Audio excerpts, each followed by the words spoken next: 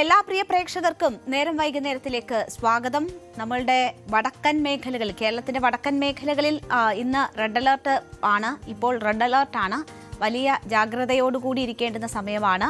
വയനാടിലും കണ്ണൂരിലും കോഴിക്കോടും കാസർഗോഡുമാണ് red alert ഉള്ളത്. മറ്റിടങ്ങളിൽ പത്തനംതിട്ട ഉൾപ്പെടെയുള്ള ഇടങ്ങളിൽ ഓറഞ്ച് അലർട്ടാണ്. എന്നാൽ തെക്കൻ കേരളത്തിലേക്ക് മഴ നന്നായി കുറയുന്ന ഒരു സാഹചര്യവും കൂടിയുണ്ട്. നമുക്ക് വാർത്തകളിലേക്ക് കടക്കാം, വിശദാംശങ്ങളിലേക്ക് കടക്കാം. എല്ലാ പ്രേക്ഷകർക്കും സ്വാഗതം.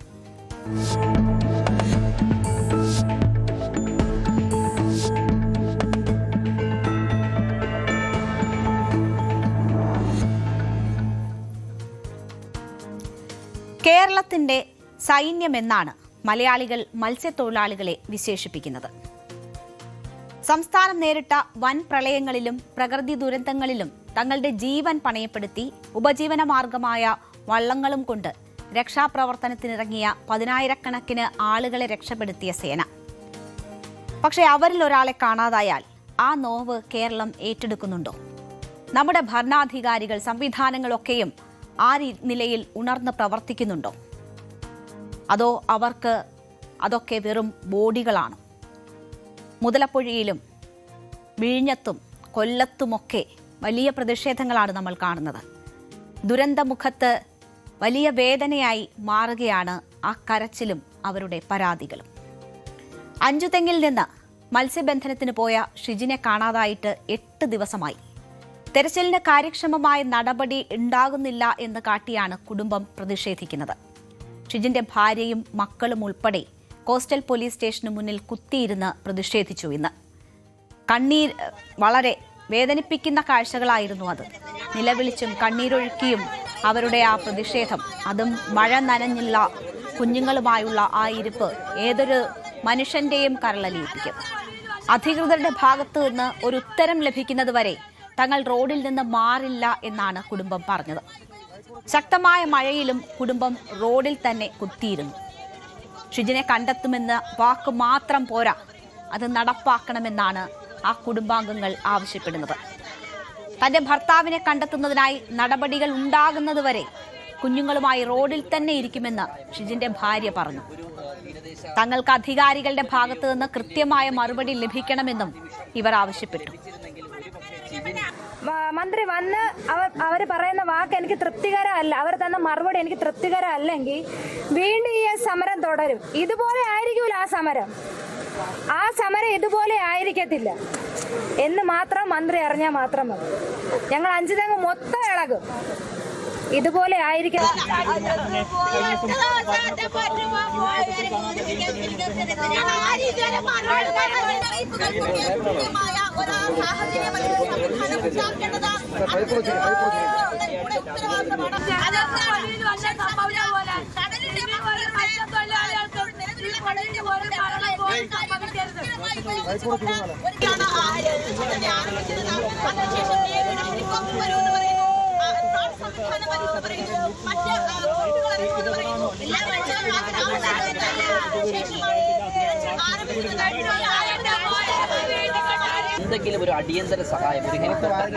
ഏറെ നേരം ഈ പ്രതിഷേധം നീണ്ടു.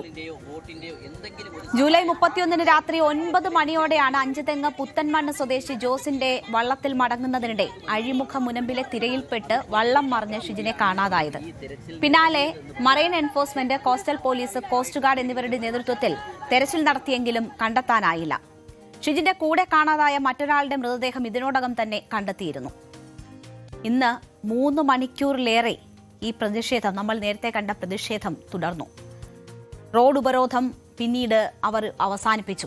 മുതലപ്പുഴയിൽ അപകടത്തിൽപ്പെട്ട ഷിജിനെ കണ്ടെത്തണമെന്നാവശ്യപ്പെട്ട് നടത്തിയ പ്രതിഷേധം അധികൃതരുടെ ഉറപ്പിലാണ് അവർ ഇപ്പോൾ താൽക്കാലികമായി അവസാനിപ്പിച്ചിരിക്കുന്നത്. മന്ത്രി CP ജോൺ കുടുംബാംഗങ്ങളുമായും ഇടവക വികാരിയുമായും ചർച്ച നടത്താമെന്ന ഉറപ്പിലാണ് ഇപ്പോൾ ഉപരോധം അവസാനിപ്പിച്ചത്. ഇന്നത്തെ ചർച്ചയിൽ തീരുമാനമായില്ലെങ്കിൽ പ്രതിഷേധം ശക്തമാക്കുമെന്ന് ഷിജിന്റെ കുടുംബാംഗങ്ങളും ബന്ധുക്കളും വ്യക്തമാക്കിയിരുന്നു. അതാണ് നമ്മൾ കേട്ടത്. ഇനി ഇങ്ങനെ ആയിരിക്കില്ല എന്നത് അവർ എല്ലാ പ്രതീക്ഷയും നശിച്ച അവസരത്തിൽ പറയുകയാണ്. വലിയ ഒരു നഷ്ടം സംഭവിച്ച വീട്ടുകാരാണ്, ബന്ധുക്കളാണ്, ഏറ്റവും അടുത്ത ബന്ധുക്കളാണ്. അവർക്ക് ആ സമയവും എന്താണ് സംഭവിച്ചത് എന്ന് മനസ്സിലാകുന്നില്ല.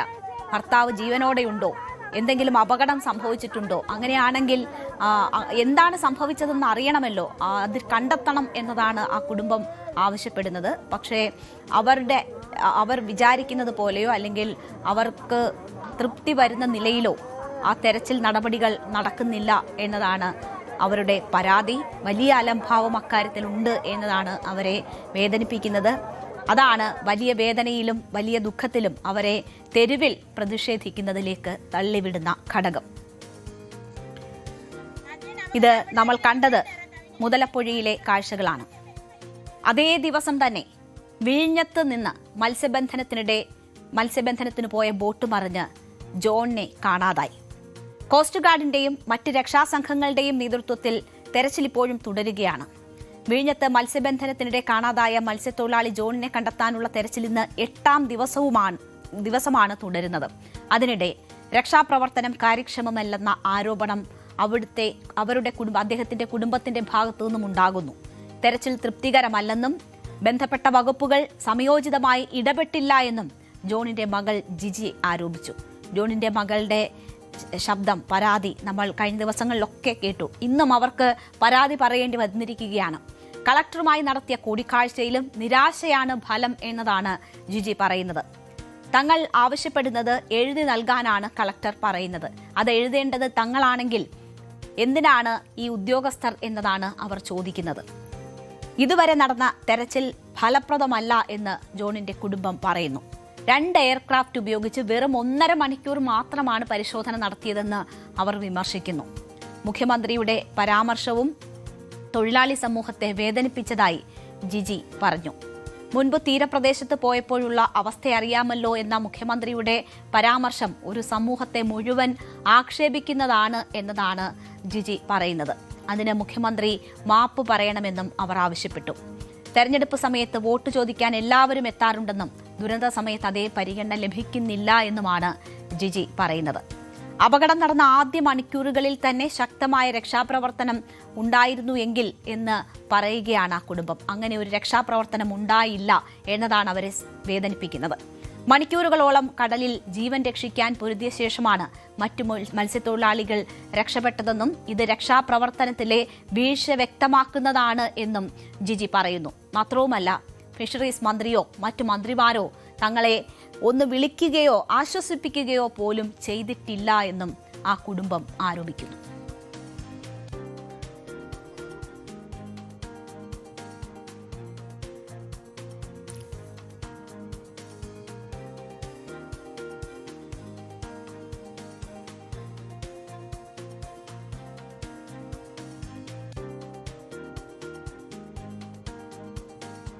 അപ്പോൾ നമ്മൾ കാണുന്ന ഈ 2 കുടുംബത്തിനും ഒരേ ദിവസമാണ് അപകടം സംഭവിക്കുന്നത്. ആ 2 കുടുംബത്തിന്റെയും പരാതികൾ ഒന്നാണ്. കാര്യക്ഷമമായ പരിശോധനയിൽ നടക്കുന്നില്ല എന്നതാണ്.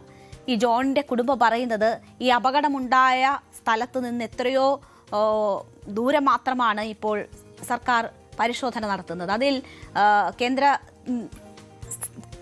കേന്ദ്രത്തിന്റെ നിയന്ത്രണത്തിൽ വരുന്ന ഭാഗങ്ങളുണ്ട്. അവിടെ പരിശോധന നടത്തണമെങ്കിൽ കേന്ദ്ര സംസ്ഥാന സംയോജിതമായിട്ടുള്ള നീക്കം വേണം. പക്ഷെ അതിനൊന്നുമുള്ള ഒരു തരത്തിലുള്ള നീക്കങ്ങളും നടക്കുന്നില്ല എന്നതാണ് ഈ കുടുംബത്തിന്റെ ആക്ഷേപം. ഞങ്ങളുടെ പ്രതിനിധി ഡാൻ കുര്യനോട് ആ കുട്ടി അതെല്ലാം വിശദമായി തന്നെ സംസാരിക്കുന്നുണ്ട്. കഴിഞ്ഞ ജൂലൈ 31 വിഴിഞ്ഞത്ത് വെച്ച് മത്സ്യബന്ധനത്തിനിടെ കടലിൽ കാണാതായ ജോണിൻ്റെ വീട്ടിലാണ് ഞാനിപ്പോൾ ഉള്ളത്. 8ാം ദിവസത്തിലേക്ക് കടന്നിരിക്കുകയാണ് ജോണിന് വേണ്ടിയുള്ള തെരച്ചിൽ. പക്ഷേ ഇപ്പോഴും ജോണിനെ കണ്ടെത്താൻ കഴിഞ്ഞിട്ടില്ല. ആവുന്നതെല്ലാം ചെയ്യുന്നുണ്ട് എന്ന് മറൈൻ എൻഫോഴ്സ്മെൻറ്റും കോസ്റ്റ് ഗാർഡുമൊക്കെ ഉറപ്പ് നൽകിയിട്ടുണ്ടെങ്കിലും ജോൺ എവിടെ എന്നതിന് മാത്രം ഇപ്പോഴും കൃത്യമായൊരു ഉത്തരമില്ല. ഇപ്പോൾ ഈ കുടുംബാംഗങ്ങൾ തന്നെ ജോണിൻ്റെ 3 മക്കൾ എന്നോടൊപ്പം ചേരുന്നു. ജിനു, ജിജിൻ, ജിത്തു. 7 ദിവസം കഴിഞ്ഞു, 8ാം ദിവസത്തിലേക്ക് കടന്നു. എന്താണ് സർക്കാരിൻ്റെ ഭാഗത്തുനിന്ന് അവസാനമായിട്ട് പറയുന്നൊരു കാര്യം? നമ്മൾ തെരച്ചിലിന് വേണ്ടിയിട്ട് ഒരു 2 ദിവസം മുമ്പ് ഫിഷറീസിലോട്ട് പോയി പറഞ്ഞിട്ടുണ്ടായിരുന്നു. അപ്പം അവർ പറഞ്ഞത് എന്താണെന്ന് വെച്ചാൽ നമുക്ക് കറക്റ്റായിട്ടുള്ളൊരു റിപ്ലൈ ആ സമയത്ത് തന്നില്ല. അതിനുശേഷം ഇപ്പം നമ്മൾ ഇന്ന് കളക്ട്രേറ്റിനെ ബന്ധപ്പെട്ടിട്ടുണ്ടപ്പോഴത്തേക്കും പിന്നെ കോസ്റ്റ് ഗാർഡ് 2 ദിവസം മുമ്പ് പറഞ്ഞതും നമ്മൾ അഷ്യൂരിറ്റി തന്നിട്ടാണ് വിട്ടത്. പക്ഷെ നമുക്ക് ആ ഏരിയൽ സെർച്ചൊക്കെ നടന്നത് തന്നെ ഒരു 1.5 hours മാത്രമേ അത് ഉണ്ടായിരുന്നുള്ളൂ. അതും ഇത്ര ദൂരത്തെ കൊച്ചിയിൽ നിന്ന് ടേക്ക് ഓഫ് ചെയ്തിട്ട് ആ 1.5 hour മാത്രമാണ് എയർലൈൻ്റെ ടൈം അവർക്ക് അവിടെ ഉണ്ടായിരുന്നത്. അവരവിടെ നാഗർകോവിൽ സഹിതം അവരത് ചുറ്റി സഞ്ചരിച്ചു. അപ്പോൾ അത്രയും സ്പീഡിലാണ് അവരവിടെ പോയതും തിരിച്ചു പോയതും. 1.5 മണിക്കൂർ കൊണ്ട് 1.5 മണിക്കൂറേ ആ ഏരിയൽ സെർച്ച് ഉണ്ടായിരുന്നുള്ളൂ. അത് നമ്മൾ ഫാൽക്കൺ എന്ന് പറഞ്ഞിട്ടൊരു ഇന്ത്യൻ കോസ്റ്റ് ഗാർഡിൻ്റെ എയർക്രാഫ്റ്റ് ആയിരുന്നു. അപ്പോൾ അത് നമ്മളിവിടെ ട്രാക്ക് ചെയ്യുന്നുണ്ടായിരുന്നു. ട്രാക്ക് ചെയ്തിട്ട് ഈ ഡീറ്റെയിൽസ് അവർക്ക് ഇട്ട് കൊടുത്തപ്പോഴത്തേക്കും അവർ പറഞ്ഞത് അത്രയും അങ്ങനെ സാധാരണ ചെയ്യുന്നുള്ള ആ ഒരു രീതിയിലാണ് നമുക്ക് റിപ്ലൈ തന്നത്. മാത്രമല്ല നമുക്കത് എഫിഷ്യൻ്റ് ആണെന്ന് തോന്നിയില്ല. ഇതല്ല ഇതിനു മുമ്പ് ചെയ്ത കാര്യങ്ങൾ. അപ്പം ഒരു റെസ്ക്യൂ ഓപ്പറേഷൻ എന്ന് പറയുന്നത് ഇമ്മീഡിയറ്റ് ആയിട്ട് ചെയ്യേണ്ടതാണ്. ഒരു ആക്സിഡൻറ്റ് നടക്കുമ്പോഴാണ് നമ്മളത് ഹെൽപ്പ് ചെയ്യേണ്ടത്. അപ്പം അതിന് വേണ്ടിയിട്ടുള്ള ടെക്നോളജീസോ കാര്യങ്ങളോ ഒന്നും നമ്മുടെ കയ്യിലില്ല. ഇതുവരെയും ഒരു ഓഷനിലൊരു ആക്സിഡൻറ്റ് ഉണ്ടായാൽ അതിനെ ഹെൽപ്പ് ചെയ്യേണ്ട അല്ലെങ്കിൽ അതിനുള്ള ഒരു പ്രൊസീജിയർ നമ്മുടെ കയ്യിലില്ല എന്നുള്ളതാണ് എടുത്തു പറയേണ്ടത്. നേരത്തെ ഇങ്ങനെ എന്തെങ്കിലും അപകടത്തിൽ പെട്ടിട്ടുണ്ടോ അച്ഛനോ? കടലിൽ പോകുന്ന എല്ലാവരും ഉറപ്പായിട്ടും ഇങ്ങനെ പെട്ടിട്ടുണ്ടാകും. പപ്പ ഇതിനു മുമ്പ് 2 times ഇതുപോലെ പെട്ടിട്ടുണ്ട്. അപ്പം പപ്പയെ തിരിച്ചു വരുമെന്ന് തന്നെയാണ് ഞങ്ങൾ വിശ്വസിക്കുന്നത്. ഉറപ്പായിട്ടും പപ്പ തിരിച്ചു വരും. പപ്പ വരുന്നവരെ വെയിറ്റിംഗ് ആണ്. പക്ഷേ കുറച്ചുകൂടെ നേരത്തെ ആക്കാൻ വേണ്ടിയിട്ടാണ് ഇവരോട് ഇത്രയും നമ്മൾ ഹെൽപ്പ് ആവശ്യപ്പെടുന്നത്, ഇവരോട് ഇത്രയും നമ്മൾ റിക്വസ്റ്റ് ചെയ്യുന്നത്. എന്താണ് ചെയ്യുന്നത്? ഞാനിപ്പം PhD ചെയ്യാണ് കേരള യൂണിവേഴ്സിറ്റിയിൽ. ഗവൺമെന്റിന്റെ ഭാഗത്തുനിന്ന് എന്തെങ്കിലും തരത്തിലുള്ള, കാരണം നിങ്ങൾ നേവിയുടെ അടക്കം സഹായം തേടിയിരുന്നു അല്ലേ? നേവിയുടെ അടക്കം നമുക്ക് ഇവിടെ ഒരു ഞങ്ങളുടെ പഞ്ചായത്ത് പ്രസിഡന്റ്, കാര്യങ്ങളും panchayat president mister Pushpa Vincent, അദ്ദേഹം ഞങ്ങളെ ഒരുപാട് അവിടെ ഫിഷറീസ് ഡിപ്പാർട്ട്മെന്റിൽ പോയി ഞങ്ങളുടെ പ്രശ്നങ്ങൾ ഉണ്ടാക്കുന്നത് വരെയും അവരോട് ഞങ്ങൾ ചോദിക്കുകയാണ്, ഓരോ കാര്യങ്ങൾ ചോദിക്കുകയാണ്. അദ്ദേഹം നമ്മുടെ കൂടെ ഉണ്ടായിരുന്നു. എല്ലാ അപ്ഡേറ്റും അദ്ദേഹം നമ്മുടെ അവിടെ നിന്ന് എടുക്കുന്നുണ്ടായിരുന്നു. പക്ഷേ അതേ ആൾ തന്നെ ഒരു വിൻസെന്റ് MLA, അയാൾ ഞങ്ങളോട് ചോദിച്ച കാര്യം എന്താണെന്ന് വെച്ചാൽ, എന്തുകൊണ്ടാണ് നിങ്ങളുടെ പപ്പയുടെ കൂടെ തിരിച്ചു വന്നവർ പപ്പയെ തേടി സെർച്ചിന് വേണ്ടിയിട്ട് തിരിച്ചു പോയിട്ടുണ്ടായിരുന്നു. വീണ്ടും തൊട്ടടുത്ത ദിവസം തന്നെ അവരവരുടെ ലൈഫ് പോലും ആ ഒരു സ്ട്രെസ്സിൽ നിന്ന് ആൻസൈറ്റിയിൽ നിന്ന് അവർ പുറത്തു വന്നിട്ടുണ്ടാകത്തില്ല. പക്ഷേ തൊട്ടടുത്ത ദിവസം തന്നെ അവർ റെസ്ക്യൂ ഓപ്പറേഷന് വേണ്ടിയിട്ട് വീണ്ടും അവർ സ്വന്തം കാശിൽ പോവുകയാണ്, ആരുടെയും ഹെൽപ്പ് ഇല്ലാതെ, ഗവൺമെൻറ്റിൻ്റെ സഹായമില്ലാതെ. പക്ഷെ അങ്ങനെ പോയവർ എന്തെങ്കിലും അപ്ഡേറ്റ് കൊണ്ടുവന്നിട്ടുണ്ടോ എന്നാണ് ഈ MLA വിൻസെന്റ് നമ്മളോട് ചോദിച്ചത്. അപ്പോൾ അത് ഭയങ്കര ഒരു ഇറസ്പോൺസിബിൾ ആയിട്ടുള്ള ഒരു കാര്യമാണ്. പൊളിറ്റിക്കൽ വർക്ക് എന്ന് പറയുന്നത് കല്യാണ വീടുകളോ അല്ലെങ്കിൽ മരണ വീടുകളോ കയറി ഇറങ്ങുന്നത് മാത്രമല്ല, ഒരാളെ ഇമ്മീഡിയറ്റ് ആയിട്ട് സഹായിക്കുക എന്നുള്ളതാണ് ആ പൊളിറ്റിക്കൽ വർക്ക്. അതിന്റെ അർത്ഥം പോലും മനസ്സിലാക്കാതെയാണ് അദ്ദേഹം ഇത്രയും കാലം ഭരിച്ചു എന്നുള്ളത് തന്നെ വളരെ ഒരു സങ്കടകരമായ കാര്യമാണ്. പിന്നെ ഇന്നലെ നമുക്ക് ജോണിന്റെ മകളാണ് ന്യൂസ് 18നോട് സംസാരിക്കുന്നത്. ഏറ്റവും അപകട സമയത്ത്, ഏറ്റവും ദുർഘടമായ സമയത്ത് ഒരു സഹായം കിട്ടുക എന്നതാണ് ഏറ്റവും പ്രതീക്ഷ നൽകുന്നതെന്നാണ് ആ മകൾ പറയുന്നത്. ഒപ്പം ഉണ്ടായിട്ടുള്ള വീഴ്ചകൾ എണ്ണി പറയുകയും ചെയ്യുന്നുണ്ട്. അപ്പോൾ ഈ തെരച്ചിൽ ആ കുടുംബാംഗങ്ങളുടെ പോലും അല്ലെങ്കിൽ അവർക്ക് പോലും ഒരു തൃപ്തി നൽകുന്നതല്ല. കൃത്യസമയത്ത് ഇടപെടൽ ഉണ്ടാകുന്നില്ല, വളരെ വൈകുന്നു, അലംഭാവം ഉണ്ടാകുന്നു എന്ന പരാതിയാണ്. കൊല്ലത്തും സമാനമായ പരാതി ഇന്നലെ നമ്മൾ കണ്ടതാണ്. നീണ്ടകരയിൽ വള്ളം മറിഞ്ഞ് കാണാതായ ഗൗതം കൃഷ്ണയുടെ അമ്മ കോസ്റ്റൽ പോലീസ് സ്റ്റേഷനിലെത്തി പ്രതിഷേധിച്ചിരുന്നു. അതിനെ തുടർന്ന് ഇന്ന് തെരച്ചിൽ അവിടെ ഊർജിതമാക്കി. ഹെലികോപ്റ്ററിൽ തെരച്ചിൽ നടന്നു, ഡ്രോൺ പരിശോധനയൊക്കെ നടന്നു. പക്ഷേ ഇതൊക്കെ പരാതിപ്പെട്ടിട്ട് ആ വേദനയിൽ നിൽക്കുന്നവർ വന്ന് ഇതുപോലെ പ്രത്യക്ഷമായ പ്രതിഷേധങ്ങളിൽ ഏർപ്പെട്ടിട്ട് മാത്രം നടക്കേണ്ടതാണോ? ബോട്ടുകളിൽ വിവിധ സംഘങ്ങളായി തിരിഞ്ഞ് ഇന്ന് തെരച്ചിൽ നടക്കുന്നുണ്ട്. ഇന്നത്തെ പോലെ ഊർജിതമായ ഒരു തെരച്ചിൽ എന്തുകൊണ്ട് മുൻ ദിവസങ്ങളിൽ ഉണ്ടായില്ല എന്നതാണ് ചോദ്യം. കൊല്ലം നീണ്ടകരയിൽ മത്സ്യബന്ധനത്തിനിടെ വള്ളം മറിഞ്ഞാണ് ഗൗതം കൃഷ്ണയെ കാണാതാകുന്നത്. ഈ തെരച്ചിൽ ഫലം കാണാത്തതിനെ തുടർന്നാണ് അമ്മ രേഷ്മ ഇന്നലെ നീണ്ടകരയിലെ കോസ്റ്റൽ പോലീസ് സ്റ്റേഷനിലെത്തി കുത്തിയിരുന്ന് പ്രതിഷേധിച്ചത്. പോലീസും ഫിഷറീസ് ഉദ്യോഗസ്ഥരും ആദ്യം രേഷ്മയുമായി നടത്തിയ ചർച്ച ഫലം കണ്ടില്ല. പിന്നീട് തെരച്ചിൽ നടത്തുന്നതിൽ കുടുംബം ആവശ്യമുന്നയിക്കാൻ വൈകി എന്ന ഉദ്യോഗസ്ഥരുടെ പരാമർശമുണ്ടായി. അതിൽ വലിയ പ്രതിഷേധം അമ്മയുടെ ഭാഗത്തു നിന്നുമുണ്ടായി. അങ്ങനെ അമ്മ ആ ചർച്ചയിൽ നിന്ന് ഇറങ്ങിപ്പോകുന്ന സാഹചര്യമൊക്കെ ഉണ്ടായി. കുത്തിയിരുന്ന് പ്രതിഷേധം തുടർന്ന രേഷ്മയുമായി വീണ്ടും ഉദ്യോഗസ്ഥർ ചർച്ച നടത്തി. ഇന്ന് ഏറ്റവും ശക്തമായ തെരച്ചിലുണ്ടാകും എന്ന ഒരു ഉറപ്പിലാണ് ഇന്നലെ പ്രതിഷേധം അവസാനിപ്പിച്ചത്. ഉദ്യോഗസ്ഥർക്ക് അതനുസരിച്ചുള്ള നിർദ്ദേശം നൽകിയതായി മന്ത്രി അബ്ദുൾ ഗഫൂർ പിന്നീട് വ്യക്തമാക്കി. കൊല്ലം കമ്മീഷണറുമായി സംസാരിച്ചെന്ന് കേന്ദ്രമന്ത്രി സുരേഷ് ഗോപി വിഷയത്തിൽ ഇടപെട്ടുകൊണ്ട് പറഞ്ഞു. അങ്ങനെയുള്ള ഉറപ്പുകളെ തുടർന്നാണ് ഇന്നലെ ആ പ്രതിഷേധം അവസാനിച്ചത്. ഇന്ന് ഊർജിതമായ തെരച്ചിൽ നടക്കുന്നത്. അപ്പോൾ നമ്മൾ ആദ്യം സൂചിപ്പിച്ചതുപോലെ കേരളത്തിൻ്റെ സേനയാണ്, അഭിമാനമാണ്. അവരിൽ ഒരാൾക്ക് ഒരു അപകടം പറ്റുമ്പോൾ കൂടുതൽ കാര്യക്ഷമമായിട്ടുള്ള ഇടപെടൽ വേണം. കഴിഞ്ഞ ദിവസമാണ് ദുരന്തമുഖത്ത് 2 ജീവൻ രക്ഷിച്ച് മരണത്തിന് കീഴടങ്ങിയ രാജേഷിന്റെ മൃതദേഹം കൊണ്ടുവന്നതിൽ വലിയ വീഴ്ചയുണ്ടായതായുള്ള കാര്യം വ്യക്തമാകുന്നത്. ഒരു ആംബുലൻസിൽ ഒരു സംവിധാനവുമില്ലാതെ ആ മൃതദേഹം ഈ തിരുവനന്തപുരത്തേക്ക് അയക്കുകയായിരുന്നു. മൊബൈൽ മോർച്ചറി ഉറപ്പാക്കാതെയായിരുന്നു ആ നടപടി ചെയ്തത്. അത് ആ കുടുംബം പരാതിയില്ല എന്ന് പറഞ്ഞുവെങ്കിൽ പോലും എത്ര വലിയ അനാസ്ഥയും അനാദരവുമാണ് ഉണ്ടായത് എന്ന് നമുക്കറിയാം. അപ്പോൾ ഇങ്ങനെയുള്ള മനുഷ്യരാണ് നമ്മുടെ ഏറ്റവും വലിയ അഭിമാനം, അല്ലെങ്കിൽ നമ്മുടെ കരുത്ത്, ശക്തി എന്നൊക്കെ പറയാം. ആ മനുഷ്യർക്ക് അവരുടെ അപകട സമയത്ത് അവർക്കൊരു ബുദ്ധിമുട്ടുണ്ടാകുമ്പോൾ അവരെ കരുതിയില്ല എങ്കിൽ പിന്നെ ആരെയാണ് കരുതുക? അപ്പോൾ അവിടെ ഉണ്ടാകുന്ന വീഴ്ചകൾക്ക് യാതൊരു ന്യായീകരണവുമില്ല. ഈ 3 കുടുംബങ്ങളുടെ കണ്ണീരെന്ന് പറയുന്നത് അത് കേരളത്തിന് നാണക്കേടാണ്. ഏറ്റവും ശക്തമായ ഇടപെടലുകളും തെരച്ചിലും ഒക്കെ ഉണ്ടാകേണ്ടുന്നതാണ്. മാത്രവുമല്ല, മന്ത്രിമാരുടേതുൾപ്പെടെയുള്ള പരാമർശങ്ങൾ പോലും വളരെ വേദനിപ്പിക്കുന്നതാണ്, അനാദരവാകുന്നതാണ്, അവരുടെ വിഷമങ്ങൾ ഉൾക്കൊള്ളാത്തതാണ്. അപ്പോൾ അതിലൊക്കെ കരുതൽ വേണം, സർക്കാരിനായാലും ഉത്തരവാദിത്തപ്പെട്ട സ്ഥാനങ്ങളിൽ ഇരിക്കുന്നവർക്കായാലും. അതാണ് നമുക്ക് ഓർമ്മിപ്പിക്കാനുള്ളത്. എന്തായാലും വളരെ ഊർജിതമായ തെരച്ചിൽ നടക്കട്ടെ, അവരെ കണ്ടെത്താനാകട്ടെ എന്ന് ആശിക്കുകയാണ്. ആ കുടുംബം ഇപ്പോഴും, ആ ഓരോ കുടുംബവും പ്രതീക്ഷയോടുകൂടി കാത്തിരിക്കുകയാണ്.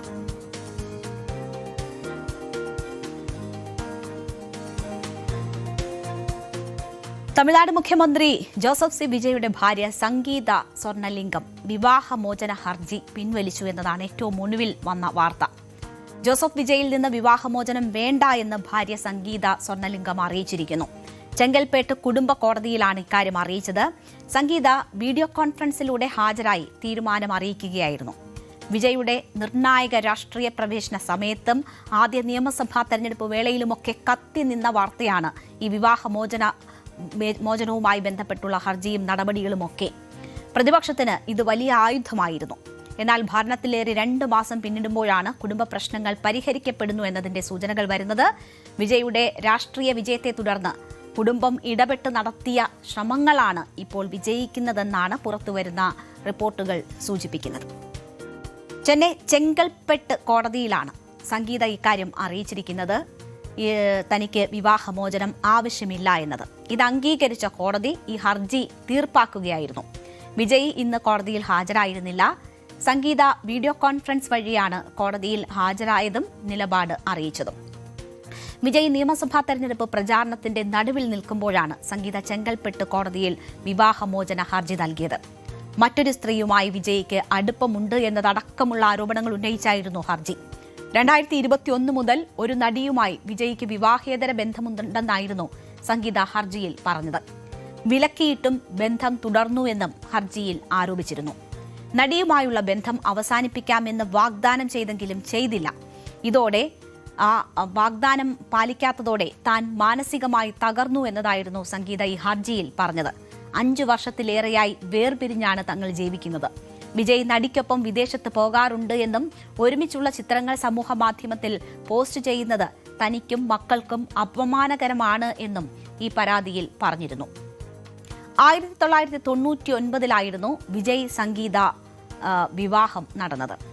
നടൻ വിജയുടെ ആരാധികയായിരുന്നു സംഗീത സ്വർണലിംഗം. 1999 ചെന്നൈയിൽ നടന്ന ഈ വിവാഹത്തിന് ഏകദേശം 1 വർഷം മുൻപ് തന്നെ ഇരുവരും ലണ്ടനിൽ വെച്ച് വിവാഹം ചെയ്തിരുന്നു എന്നതാണ് വിവരം. പിന്നീട് ചെന്നൈയിൽ വെച്ച് ആചാരപ്രകാരമുള്ള വിവാഹം സംഘടിപ്പിക്കുകയായിരുന്നു. ഇവർക്ക് 2 മക്കളാണുള്ളത്. ജെയ്സൺ മകനും ദിവ്യ സാഷ എന്ന മകളും. നടൻ ദളപതിയുടെ ഭാര്യ സംഗീത സ്വർണലിംഗം വിവാഹമോചന ഹർജി സമർപ്പിച്ചത് മുതൽ അവരുടെ മകൻ ജെയ്സൺ സഞ്ജയ് വാർത്തകളിൽ നിറഞ്ഞു നിൽക്കുന്നതാണ് നമ്മൾ കണ്ടത്. പിതാവിനെതിരെ കടുത്ത നടപടികളുമായി ജെയ്സൺ മുന്നോട്ട് പോയി. വിജയ് സംഗീത ദമ്പതികളുടെ മൂത്ത മകനാണ് ജെയ്സൺ. ഇവർക്ക് ഒരു മകൾ ദിവ്യസാഷ, അത് രണ്ടാമത്തെ മകളാണ്, ഇളയ മകളാണ്. സംഗീതയുടെ വിവാഹമോചന ഹർജി പുറത്തു വന്ന സമയത്ത് ജെയ്സൺ പിതാവ് വിജയെ ഇൻസ്റ്റഗ്രാമിൽ അൺഫോളോ ചെയ്തിരുന്നു. അത് വലിയ വാർത്തയായിരുന്നു. അതിനുശേഷം സിനിമയുമായി ബന്ധപ്പെട്ട കാര്യങ്ങളിൽ ജെയ്സൺ തന്റെ പൂർണ്ണമായ പേരിൽ നിന്ന് വിജയുടെ പേര് സൂചിപ്പിക്കുന്ന വി എന്ന ഇനിഷ്യൽ അത് മാറ്റി അമ്മയുടെ പേരിന്റെ ആദ്യ അക്ഷരം ചേർത്തു. അതും വലിയ വാർത്തയായിരുന്നു. അപ്പോൾ അങ്ങനെയൊക്കെ ഈ തെരഞ്ഞെടുപ്പ് സമയത്ത് തന്നെ നിരവധി വാർത്തകൾ ഈ കുടുംബവുമായി ബന്ധപ്പെട്ട്, വിവാഹമോചനവുമായി ബന്ധപ്പെട്ടൊക്കെ ഉയർന്നു. തമിഴ്നാട് നിയമസഭാ തെരഞ്ഞെടുപ്പ് പ്രചരണ വേളയിൽ വിജയുടെ വ്യക്തിജീവിതവും വിവാഹമോചന വാർത്തകളും വലിയ തോതിൽ രാഷ്ട്രീയ ആയുധമാക്കപ്പെടുകയും ചെയ്തു. തെരഞ്ഞെടുപ്പിന് തൊട്ടു മുമ്പ് ഫെബ്രുവരിയിലാണ് വിജയുടെ ഭാര്യ സംഗീത വിവാഹമോചന ഹർജി സമർപ്പിച്ചത്. DMK ഉൾപ്പെടെയുള്ള രാഷ്ട്രീയ എതിരാളികൾ വിജയ്ക്കെതിരെ സോഷ്യൽ മീഡിയ പ്ലാറ്റ്ഫോമുകൾ വഴി വലിയ രീതിയിലുള്ള അപവാദ പ്രചരണങ്ങളാണ് നടത്തിയത്. മറ്റ് രാഷ്ട്രീയ എതിരാളികളും ഇത് ഏറ്റെടുത്തിരുന്നു. വിജയുടെ ധാർമ്മികതയെയും കുടുംബ പശ്ചാത്തലത്തെയും ചോദ്യം ചെയ്തുകൊണ്ട് വോട്ടർമാർക്കിടയിൽ അദ്ദേഹത്തിന്റെ പ്രതിച്ഛായ തകർക്കാൻ അവർ വലിയ ശ്രമങ്ങൾ തന്നെ നടത്തി. സ്വന്തം കുടുംബത്തിലെ പ്രശ്നങ്ങൾ പരിഹരിക്കാൻ കഴിയാത്ത ഒരാൾക്ക് എങ്ങനെ തമിഴ്നാട് പോലുള്ള ഒരു വലിയ സംസ്ഥാനം ഭരിക്കാനാകുമെന്ന തരത്തിലുള്ള ചോദ്യങ്ങളാണ് രാഷ്ട്രീയ യോഗങ്ങളിലും സോഷ്യൽ മീഡിയയിലുമൊക്കെ DMK ഉയർത്തിക്കാട്ടിയത്. ഒപ്പം നടി തൃഷ ഉൾപ്പെടെയുള്ള സഹപ്രവർത്തകരുമായി ബന്ധപ്പെടുത്തി വന്ന ഗോസിപ്പുകളും വലിയ ചർച്ചയായി മാറി. എന്തായാലും ഇപ്പോൾ ഇത് പരിഹരിക്കപ്പെടുന്നു എന്നതിന്റെ സൂചനകളാണ് വരുന്നത്. കഴിഞ്ഞ ദിവസം പോലും വിജയുമായി ബന്ധപ്പെടുത്തി ഒരു നടിയുമായി ഒരു മോശം പരാമർശം ഉദയനിധി സ്റ്റാലിന്റെ ഭാഗത്തു നിന്നുമുണ്ടായി. പ്രതിപക്ഷ നേതാവ് ഉദയനിധി സ്റ്റാലിന്റെ ഭാഗത്തു നിന്നും ഒരു അശ്ലീല പദപ്രയോഗമാണ് ഉണ്ടായത്. അത് വലിയ വിവാദമായി മാറുകയും പിന്നീട് വീട്ടിലെത്തി ഉദയനിധി സ്റ്റാലിനെ അറസ്റ്റ് ചെയ്യുന്നതുൾപ്പെടെയുള്ള നടപടികൾ ഉണ്ടാവുകയും ഒക്കെ ചെയ്തു. അങ്ങനെ ഓരോ വിഷയവുമായി ബന്ധപ്പെട്ടും തമിഴ്നാട് രാഷ്ട്രീയം ഇങ്ങനെ ഇളകി മറിഞ്ഞുകൊണ്ടിരിക്കുമ്പോഴാണ് ഇപ്പോൾ പ്രശ്നങ്ങൾ പരിഹരിക്കുന്നു എന്നതിന്റെ സൂചനകൾ വരുന്നത്. കോടതി 3 തവണ ഈ കേസ് പരിഗണിച്ചെങ്കിലും ഓരോ തവണയും മാറ്റിവെക്കുകയായിരുന്നു. ജൂലൈയിൽ കേസ് പരിഗണിച്ചപ്പോൾ സുരക്ഷാ പ്രശ്നങ്ങൾ കണക്കിലെടുത്ത് വീഡിയോ കോൺഫറൻസ് വഴി ഹാജരാകാൻ അനുവദിക്കണം എന്നതാണ് വിജയിയും സംഗീതയും ആവശ്യപ്പെട്ടിരുന്നത്. എന്നാൽ വിജയ് ഇന്ന് കോടതിയിൽ ഹാജരായിരുന്നില്ല. സംഗീത വീഡിയോ കോൺഫറൻസിലൂടെ ഹാജരായി. നിയമസഭ നടക്കുന്നതിനാൽ സഭയിൽ ഹാജരാകണമെന്നത് ചൂണ്ടിക്കാട്ടിയാണ് വിജയ് ഇളവ് ചോദിച്ചത്. വെള്ളിയാഴ്ചകളിൽ പതിവായി ധരിക്കുന്ന തമിഴ് ശൈലിയിലുള്ള മുണ്ടും ഷർട്ടും ധരിച്ചാണ് ഇന്ന് വിജയ് സഭയിലെത്തിയത്. എന്തായാലും ആ സാഹചര്യത്തിലാണ് വിജയ്ക്ക് ഇപ്പോൾ എന്തായാലും ആശ്വാസകരമാകുന്ന ഒരു വാർത്തയുണ്ടാകുന്നത്. വിവാഹമോചനം ആവശ്യമില്ല എന്ന് സംഗീത തന്നെ കോടതിയിൽ പറയുകയും ഈ ഹർജി അവിടെ നിന്ന് തീർപ്പാവുകയും ചെയ്യുന്നത്. കുടുംബത്തിന്റെ ഇടപെടലാണ് ഇതിൽ നിർണായകമായിരിക്കുന്നത് എന്നതാണ് ലഭ്യമാകുന്ന വിവരം. വിജയുടെ കുടുംബം ഇടപെട്ട് പ്രശ്നങ്ങൾ പരിഹരിച്ചു എന്ന തരത്തിലാണ് വാർത്തകൾ വരുന്നത്. സംഗീത നൽകിയ വിവാഹമോചന നോട്ടീസ് കോടതിക്ക് പുറത്ത് ഒത്തുതീർപ്പാക്കാൻ ശ്രമിച്ചുവെന്നും സംഗീതയ്ക്കും മക്കൾക്കുമായി 240 കോടി രൂപ ജീവനാംശം നൽകാൻ വിജയ് ഒരുക്കമാണെന്നുമൊക്കെ നേരത്തെ റിപ്പോർട്ടുകൾ ഉണ്ടായിരുന്നു. എന്തായാലും എന്താണ് പ്രശ്നപരിഹാരത്തിന് ഉണ്ടായിട്ടുള്ള ധാരണ എന്നത് സംബന്ധിച്ചൊന്നും വ്യക്തതയില്ല. ഈ ഹർജി പിൻവലിച്ചിരിക്കുന്നു. 5 വർഷമായി ഈ ഹർജി കൊടുക്കുന്നതിന് മുൻപ് തന്നെ 5 വർഷമായി പിരിഞ്ഞ് കഴിയുകയായിരുന്നു വിജയും സംഗീതയും. ഇനി ഒരുമിച്ച് ജീവിക്കാൻ പോവുകയാണോ, ആ നിലയിൽ പ്രശ്നങ്ങൾ പരിഹരിക്കപ്പെട്ടോ അല്ലെങ്കിൽ ഔട്ട് ഓഫ് കോർട്ട് ഏതെങ്കിലും തരത്തിലുള്ള സെറ്റിൽമെന്റ് ആണോ ഉണ്ടായിട്ടുള്ളത് എന്നത് വ്യക്തമല്ല. എന്തായാലും ഹർജി പിൻവലിക്കപ്പെട്ടത് വിജയെ സംബന്ധിച്ച് മറ്റ് രാഷ്ട്രീയ എതിരാളികൾക്ക് കിട്ടിയിരിക്കുന്ന ഒരു ആയുധമില്ലാതായിരിക്കുന്നു എന്ന നിലയിൽ നമുക്ക് കാണാം. മറ്റു വിശദാംശങ്ങൾ പിന്നാലെ പുറത്തു വരുമായിരിക്കും. ഒരിടവേളയ്ക്ക് ശേഷം മറ്റ് വാർത്തകൾ കാണാം.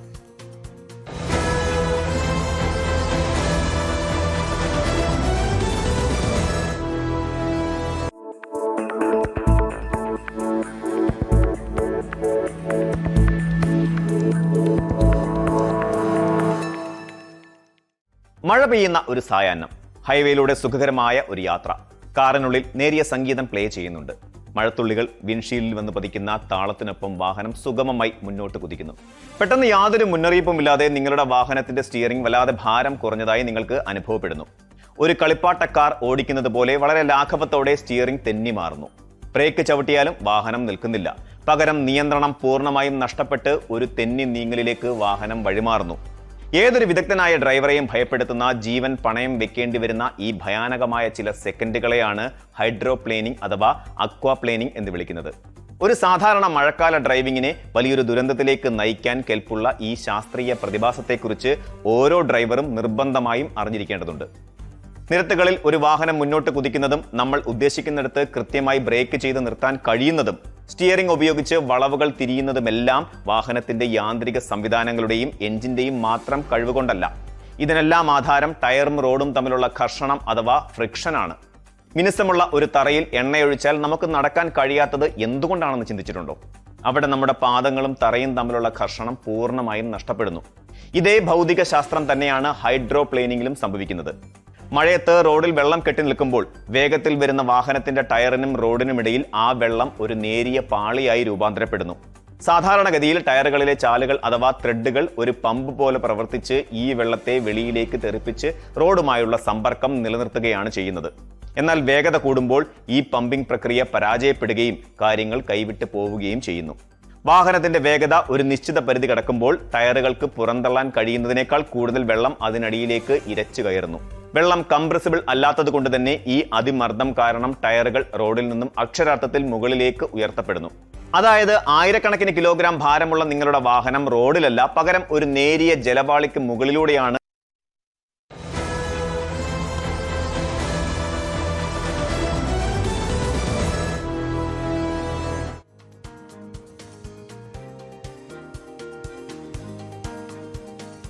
പശ്ചിമേഷ്യയിലെയും ദക്ഷിണേഷ്യയിലെയും സുരക്ഷാ സമവാക്യങ്ങൾ മാറ്റിയെഴുതിക്കൊണ്ട് പാകിസ്ഥാനും തുർക്കിയും സൗദി അറേബ്യയും തമ്മിൽ ചരിത്രപരമായ ഒരു ത്രികക്ഷി പ്രതിരോധ കരാറിൽ ഒപ്പിടാൻ എല്ലാ ഒരുക്കങ്ങളും പൂർണ്ണമായിരിക്കുകയാണ്. സുരക്ഷയ്ക്കായി പാശ്ചാത്യ രാജ്യങ്ങളെ ആശ്രയിക്കുന്നത് കുറയ്ക്കുക, പ്രാദേശികമായ ഭീഷണികളെ നേരിടാനും വെല്ലുവിളികൾ പരിഹരിക്കാനും പ്രാപ്തമായ ഒരു സ്വതന്ത്ര സുരക്ഷാ കുടക്കീഴിൽ വരിക എന്നതാണ് ഈ രാജ്യങ്ങളുടെ ലക്ഷ്യം.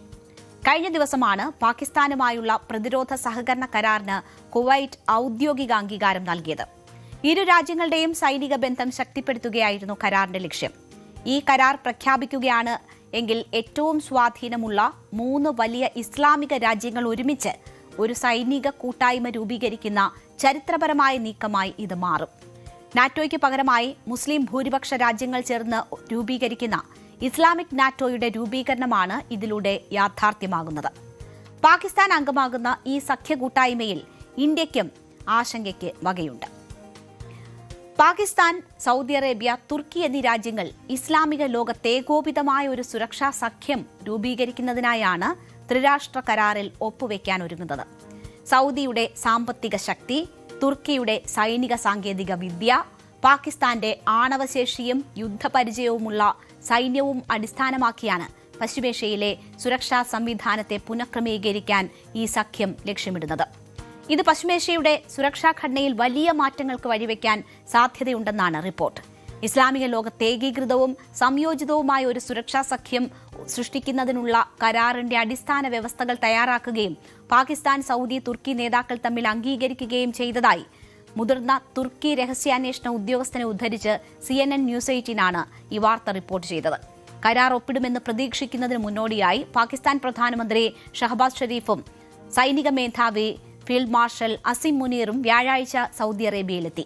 തുർക്കി പ്രസിഡന്റ് റസീബ് തയ്യിബ് എർദോഗാൻ ഉടൻ സൗദിയിലെത്തും. അത് കരാറിൽ ഒപ്പിടുന്നതിൽ അവസാനിക്കും എന്നതാണ് നമ്മൾ പ്രതീക്ഷിക്കുന്നത്. പ്രാദേശികമായ ഭീഷണികളെ നേരിടാനും വെല്ലുവിളികൾ പരിഹരിക്കാനും പ്രാപ്തമായ ഒരു സ്വതന്ത്ര സുരക്ഷാ കുടക്കീഴിൽ വരിക എന്നതാണ് ഈ രാജ്യങ്ങൾ ലക്ഷ്യമിടുന്നത്. ഇതിലൂടെ സുരക്ഷയ്ക്കായി പാശ്ചാത്യ രാജ്യങ്ങളെ ആശ്രയിക്കുന്നത് കുറയ്ക്കാൻ സാധിക്കുമെന്നിവർ കരുതുന്നു. ദക്ഷിണ പശ്ചിമ ഏഷ്യൻ പ്രതിരോധ സഖ്യങ്ങളിൽ ഈ പുതിയ നീക്കം വലിയ ഘടനാപരമായ മാറ്റങ്ങൾ വരുത്തുമെന്നാണ് വിലയിരുത്തുന്നത്. 3 രാജ്യങ്ങളുടെയും സൈനിക, സാങ്കേതിക, സാമ്പത്തിക ശേഷികൾ ഒന്നിപ്പിക്കുന്നത് ആഗോള പ്രതിരോധ രംഗത്ത് വലിയ ചലനങ്ങൾ സൃഷ്ടിച്ചേക്കാം. കഴിഞ്ഞ വർഷം പാകിസ്ഥാനും സൗദി അറേബ്യയും പരസ്പര പ്രതിരോധ കരാറിൽ ഒപ്പുവച്ചതിനു ശേഷം പശ്ചിമേഷ്യയിലെയും ദക്ഷിണേഷ്യയിലെയും മറ്റ് രാജ്യങ്ങളെ ഉൾപ്പെടുത്തി ഇസ്ലാമിക് നാറ്റോ എന്നറിയപ്പെടുന്ന ഒരു സഖ്യം രൂപീകരിക്കാൻ ഇരു രാജ്യങ്ങളും താൽപര്യം പ്രകടിപ്പിച്ചതായി റിപ്പോർട്ടുകൾ വന്നിരുന്നു. ഇസ്ലാമിക് നാറ്റോ എന്നത് ഒരു ഔദ്യോഗിക നാമമല്ല, മറിച്ച് നാറ്റോയ്ക്ക് സമാനമായ ഒരു നിർദ്ദിഷ്ട പ്രതിരോധ ചട്ടക്കൂടിനെ വിശേഷിപ്പിക്കാൻ നിരീക്ഷകർ ഉപയോഗിക്കുന്നതാണ് ഈ ഇസ്ലാമിക് നാറ്റോ എന്ന പ്രയോഗം. മുസ്ലിം നാറ്റോ എന്നും ഇതിനെ ചിലർ വിളിക്കാറുണ്ട്.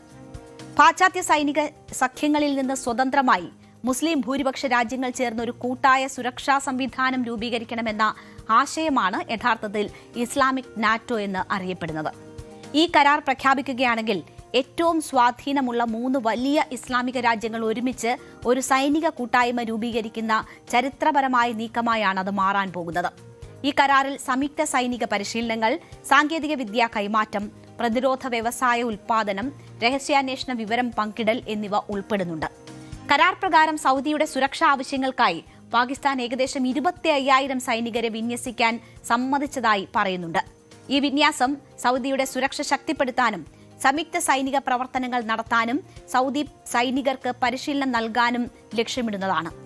ഇതിന് പകരമായി സൗദി അറേബ്യ ഏകദേശം $1,000 കോടി നിക്ഷേപങ്ങൾ പാകിസ്ഥാനിൽ നടത്തും എന്നതാണ് റിപ്പോർട്ടുകൾ പറയുന്നത്. ഇന്ത്യയുടെ ആശങ്ക ഇവിടെ നോക്കിയാൽ ഇന്ത്യയുമായി സൗഹൃദത്തിലുള്ള സൗദിയുടെ സഖ്യ രൂപീകരണത്തിൽ ഇന്ത്യക്കും ആശങ്കയുണ്ട്. നേരത്തെ തന്നെ നാറ്റോ മോഡൽ പ്രതിരോധ കരാർ പാകിസ്ഥാനും സൗദിയും തമ്മിൽ ഒപ്പിട്ടിരുന്നു. ഈ സഖ്യത്തിലേക്കാണ് യുറേഷ്യൻ മേഖലയിൽ ഇന്ത്യയെ എതിർക്കുന്ന തുർക്കിയുടെ വരവ്. മാത്രമല്ല, പഹൽഗാം ഭീകരാക്രമണത്തിന് ശേഷം ഇന്ത്യയും പാകിസ്ഥാനും തമ്മിലുണ്ടായ സൈനിക സംഘർഷത്തിൽ പാകിസ്ഥാനെ ഡ്രോണുകൾ നൽകി സൈനികമായി സഹായിച്ച രാജ്യമാണ് തുർക്കി. സഖ്യത്തിലൂടെ പാകിസ്ഥാന് സാങ്കേതിക സാമ്പത്തിക സഹായം എളുപ്പത്തിൽ ലഭ്യമാകുന്നത് ആയുധ നവീകരണ വേഗത വർദ്ധിപ്പിക്കുന്നതിന് ഇന്ത്യയെ നിർബന്ധിതരാക്കും. ഈ കരാറിന് മറുപടിയായി ഇന്ത്യക്ക് ഗ്രീസ്, അർമേനിയ, ഇറാൻ തുടങ്ങിയ രാജ്യങ്ങളുമായുള്ള സൈനിക നയതന്ത്ര ബന്ധങ്ങൾ കൂടുതൽ ദൃഢമാക്കേണ്ടി വരും. ഇത് ഇന്ത്യക്ക് ആശങ്കയുണ്ടാക്കുന്നതാണ്. എന്താണ് മേഖലയിൽ നടക്കുന്നത് എന്നത് സസൂക്ഷ്മം ഇന്ത്യ നിരീക്ഷിച്ചു വരികയുമാണ്. ആ ഘട്ടത്തിൽ തന്നെയാണ് ഒരു നിർണായക ഫോൺ വിളി ഇന്ന് സംഭവിച്ചിരിക്കുന്നത്. മുസ്ലിം ഭൂരിപക്ഷ രാജ്യങ്ങൾ ചേർന്ന മേഖലയിൽ നിർണായക നീക്കങ്ങൾ നടത്തുന്ന ഘട്ടത്തിൽ ഈ ഫോൺ വിളി ആരൊക്കെ തമ്മിലായിരുന്നു എന്ന് നോക്കിയാൽ പ്രധാനമന്ത്രി നരേന്ദ്രമോദിയും ഇസ്രയേൽ പ്രധാനമന്ത്രി ബെഞ്ചമിൻ നെതന്യാഹുവുമാണ് ഫോണിൽ ആശയവിനിമയം നടത്തിയിരിക്കുന്നത്. ഇന്ത്യ ഇസ്രയേൽ തന്ത്രപ്രധാന പങ്കാളിത്തത്തിന്റെ പുരോഗതി ഇരു നേതാക്കളും അവലോകനം ചെയ്തു എന്നാണ് റിപ്പോർട്ട്.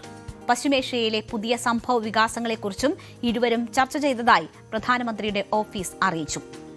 ഇരു രാജ്യങ്ങളുടെയും പുരോഗതിക്കായി വിവിധ മേഖലകളിലെ ഉഭയകക്ഷി സഹകരണം കൂടുതൽ ശക്തിപ്പെടുത്തുമെന്ന് ഇരു നേതാക്കളും അറിയിച്ചിട്ടുണ്ട്. പ്രതിരോധം, കൃഷി, സാങ്കേതികവിദ്യ, സൈബർ സുരക്ഷ, വ്യാപാരം തുടങ്ങി നിരവധി മേഖലകളിലാണ് ഇരു രാജ്യങ്ങളും സഹകരിക്കുന്നത്. പശ്ചിമേഷ്യൻ സംഭവ വികാസങ്ങൾ തുടരുന്നതിനിടെയാണ് ഇരു നേതാക്കളുടെയും സംഭാഷണം. ഇന്നത്തെ പ്രത്യേകത ഈ ഇസ്ലാമിക് നാറ്റോയുടെ ഒരു രൂപീകരണ സമയത്താണ് ഈ സംഭാഷണം നടക്കുന്നത് എന്നതുകൂടിയാണ്. ഈ വിഷയങ്ങളും സ്വാഭാവികമായും ഇരു രാഷ്ട്ര തലവന്മാരും തമ്മിൽ സംസാരിച്ചിട്ടുണ്ട് എന്നതാണ് വരുന്ന വിവരം. ചർച്ചയുടെ കൂടുതൽ വിവരങ്ങൾ പുറത്തുവിട്ടിട്ടില്ല. ഏറ്റവും ഒടുവിലായി ഇക്കഴിഞ്ഞ മാർച്ചിലാണ് ഇരു നേതാക്കളും ടെലഫോണിൽ സന്ദർശിക്കുന്ന ആദ്യത്തെ ഇന്ത്യൻ പ്രധാനമന്ത്രിയായിരുന്നു നരേന്ദ്രമോദി. 2 തവണയാണ് മോദി ഇസ്രയേൽ സന്ദർശിച്ചത്.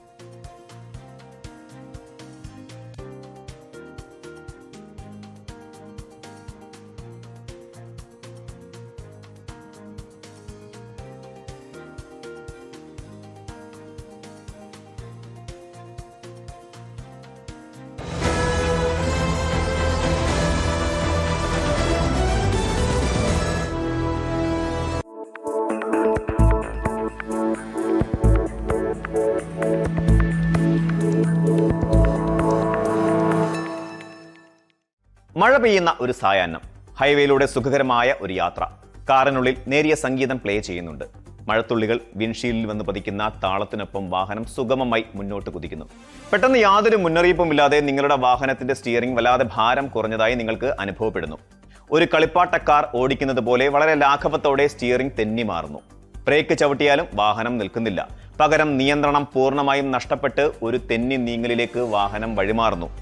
ഏതൊരു വിദഗ്ധനായ ഡ്രൈവറെയും ഭയപ്പെടുത്തുന്ന, ജീവൻ പണയം വെക്കേണ്ടി വരുന്ന ഈ ഭയാനകമായ ചില സെക്കൻഡുകളെയാണ് ഹൈഡ്രോപ്ലേനിംഗ് അഥവാ അക്വാപ്ലേനിംഗ് എന്ന് വിളിക്കുന്നത്. ഒരു സാധാരണ മഴക്കാല ഡ്രൈവിങ്ങിനെ വലിയൊരു ദുരന്തത്തിലേക്ക് നയിക്കാൻ കെൽപ്പുള്ള ഈ ശാസ്ത്രീയ പ്രതിഭാസത്തെക്കുറിച്ച് ഓരോ ഡ്രൈവറും നിർബന്ധമായും അറിഞ്ഞിരിക്കേണ്ടതുണ്ട്. നിരത്തുകളിൽ ഒരു വാഹനം മുന്നോട്ട് കുതിക്കുന്നതും നമ്മൾ ഉദ്ദേശിക്കുന്നിടത്ത് കൃത്യമായി ബ്രേക്ക് ചെയ്ത് നിർത്താൻ കഴിയുന്നതും സ്റ്റിയറിംഗ് ഉപയോഗിച്ച് വളവുകൾ തിരിയുന്നതുമെല്ലാം വാഹനത്തിന്റെ യാന്ത്രിക സംവിധാനങ്ങളുടെയും എഞ്ചിന്റെയും മാത്രം കഴിവുകൊണ്ടല്ല. ഇതിനെല്ലാം ആധാരം ടയറും റോഡും തമ്മിലുള്ള ഘർഷണം അഥവാ ഫ്രിക്ഷനാണ്. മിനുസമുള്ള ഒരു തറയിൽ എണ്ണയൊഴിച്ചാൽ നമുക്ക് നടക്കാൻ കഴിയാത്തത് എന്തുകൊണ്ടാണെന്ന് ചിന്തിച്ചിട്ടുണ്ടോ? അവിടെ നമ്മുടെ പാദങ്ങളും തറയും തമ്മിലുള്ള ഘർഷണം പൂർണ്ണമായും നഷ്ടപ്പെടുന്നു. ഇതേ ഭൗതിക ശാസ്ത്രം തന്നെയാണ് ഹൈഡ്രോപ്ലെയിനിങ്ങിലും സംഭവിക്കുന്നത്. മഴയത്ത് റോഡിൽ വെള്ളം കെട്ടി നിൽക്കുമ്പോൾ വേഗത്തിൽ വരുന്ന വാഹനത്തിന്റെ ടയറിനും റോഡിനുമിടയിൽ ആ വെള്ളം ഒരു നേരിയ പാളിയായി രൂപാന്തരപ്പെടുന്നു. സാധാരണഗതിയിൽ ടയറുകളിലെ ചാലുകൾ അഥവാ ത്രെഡുകൾ ഒരു പമ്പ് പോലെ പ്രവർത്തിച്ച് ഈ വെള്ളത്തെ വെളിയിലേക്ക് തെറിപ്പിച്ച് റോഡുമായുള്ള സമ്പർക്കം നിലനിർത്തുകയാണ് ചെയ്യുന്നത്. എന്നാൽ വേഗത കൂടുമ്പോൾ ഈ പമ്പിംഗ് പ്രക്രിയ പരാജയപ്പെടുകയും കാര്യങ്ങൾ കൈവിട്ട് പോവുകയും ചെയ്യുന്നു. വാഹനത്തിന്റെ വേഗത ഒരു നിശ്ചിത പരിധി കടക്കുമ്പോൾ ടയറുകൾക്ക് പുറന്തള്ളാൻ കഴിയുന്നതിനേക്കാൾ കൂടുതൽ വെള്ളം അതിനടിയിലേക്ക് ഇരച്ചു കയറുന്നു. വെള്ളം കംപ്രസിബിൾ അല്ലാത്തത് കൊണ്ട് തന്നെ ഈ അതിമർദ്ദം കാരണം ടയറുകൾ റോഡിൽ നിന്നും അക്ഷരാർത്ഥത്തിൽ മുകളിലേക്ക് ഉയർത്തപ്പെടുന്നു. അതായത് ആയിരക്കണക്കിന് കിലോഗ്രാം ഭാരമുള്ള നിങ്ങളുടെ വാഹനം റോഡിലല്ല, പകരം ഒരു നേരിയ ജലപാളിക്ക് മുകളിലൂടെയാണ് അപ്പോൾ സഞ്ചരിക്കുന്നത്. റോഡുമായുള്ള ബന്ധം വിച്ഛേദിക്കപ്പെടുന്ന ഈ അവസ്ഥയിൽ ബ്രേക്കിങ്ങും സ്റ്റിയറിംഗും ആക്സിലേറ്ററും പൂർണ്ണമായും നിർജീവമാകുന്നു. ഡ്രൈവർക്ക് വാഹനത്തിലുള്ള നിയന്ത്രണം പൂർണ്ണമായും നഷ്ടപ്പെടുകയും വാഹനം തെന്നിമറിഞ്ഞ് വലിയ അപകടങ്ങൾക്ക് കാരണമാവുകയും ചെയ്യുന്നു. ഭൗതിക ശാസ്ത്രത്തിന്റെ ലളിതമായ ഈ നിയമം പലപ്പോഴും ഡ്രൈവർമാർ തിരിച്ചറിയുന്നത് അപകടം സംഭവിക്കുന്ന ആ നിമിഷത്തിൽ മാത്രമായിരിക്കും. ഹൈഡ്രോപ്ലെയിനിങ്ങിലേക്ക് നയിക്കുന്ന കാരണങ്ങൾ പലതാണ്. അതിലേറ്റവും പ്രധാനപ്പെട്ടത് വാഹനത്തിന്റെ അമിത വേഗത തന്നെയാണ്. മണിക്കൂറിൽ 60-70 കിലോമീറ്റർ വേഗതയിൽ പോകുന്ന ഒരു വാഹനത്തിന് മഴക്കാലത്ത് പെട്ടെന്ന് തന്നെ നിയന്ത്രണം നഷ്ടപ്പെടാം. ഇതിനു പുറമെ ടയറുകളുടെ അവസ്ഥയും വളരെ നിർണായകമാണ്. തേയ്മാനം സംഭവിച്ച ത്രെഡുകളുടെ ആഴം കുറഞ്ഞ ടയറുകൾക്ക് വെള്ളം പുറത്തേക്ക് തെറിപ്പിക്കാനുള്ള പമ്പിംഗ് കപ്പാസിറ്റി വളരെ കുറവായിരിക്കും. പുതിയ ടയറുകൾ സെക്കൻഡിൽ ഗ്യാലൻ കണക്കിന് വെള്ളം പുറന്തള്ളുമ്പോൾ പഴയ ടയറുകൾ ആ വെള്ളത്തിന് മുകളിലൂടെ തെന്നി നീങ്ങാൻ മാത്രമേ ഉപകരിക്കൂ. വാഹനങ്ങളിലെ ടയർ പ്രഷറുമായി ബന്ധപ്പെട്ട് ആളുകൾക്കിടയിലുള്ള ഒരു വലിയ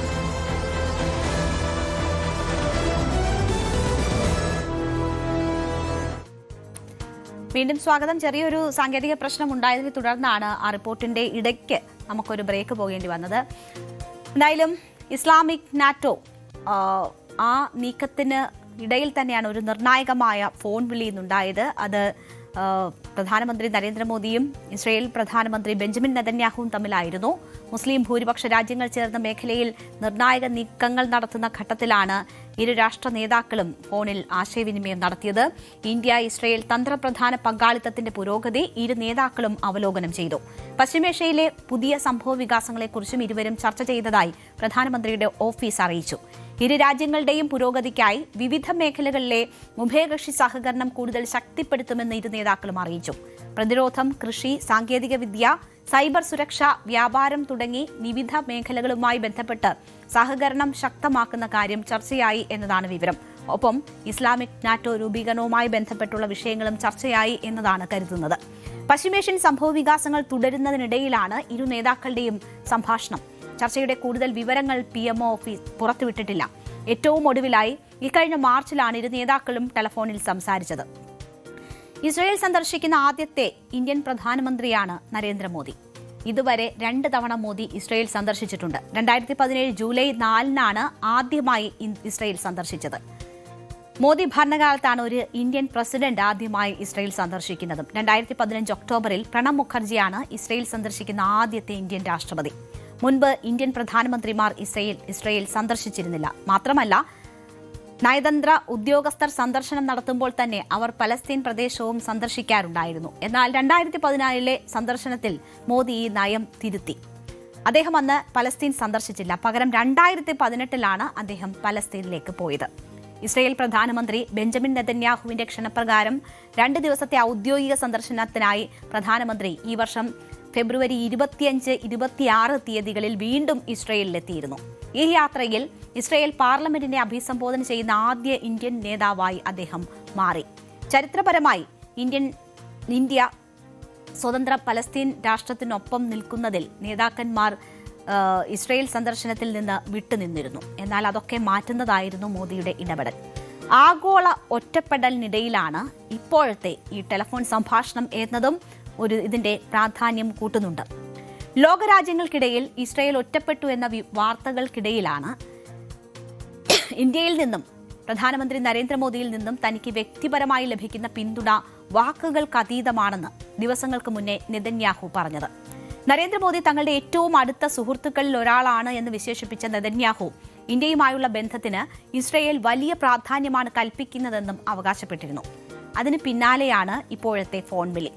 ഇസ്രയേലിന്റെ ഏക ശക്തമായ സഖ്യകക്ഷി അമേരിക്ക മാത്രമാണെന്ന US വൈസ് പ്രസിഡന്റ് JD വാൻസിന്റെ പ്രസ്താവനയ്ക്ക് പിന്നാലെയാണ് നെതന്യാഹുവിന്റെ പരാമർശങ്ങൾ വന്നത്.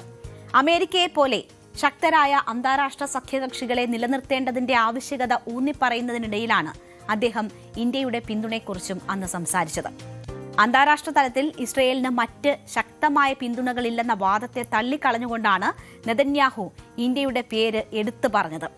ഗസയിലെയും പശ്ചിമേഷ്യയിലെയും സൈനിക നടപടികളുടെ പേരിൽ ആഗോളതലത്തിൽ ഒറ്റപ്പെടൽ നേരിടുന്ന ഇസ്രയേൽ ഇന്ത്യയുമായും നരേന്ദ്രമോദിയുമായുള്ള ബന്ധത്തിന് വലിയ പ്രാധാന്യം കൽപ്പിക്കുന്നുണ്ട് എന്നതാണ് സാരം.